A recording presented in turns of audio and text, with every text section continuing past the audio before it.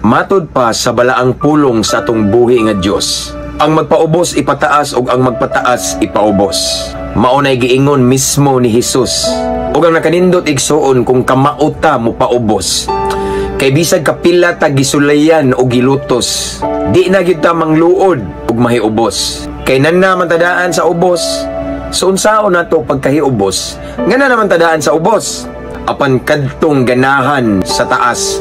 Katubang gusto gyud siya nga magpataas. Aw dismaya gyud ang iyang labas. Kay timan ni igsuon nga ang taas dili ganahan og tawo nga mapagmataas. Hinumdumi nga diha niya gihagbong si Satanas. Apan kadtong magpaubos, maoy iyang ipataas. Mabungahong kagabhion mga higala. Ampo, amping, abante lang tadiha. Sa Dios ang tanang dungog ug himaya. To God be all the glory. God bless. Sa tunyo kong korona mo nga gidasok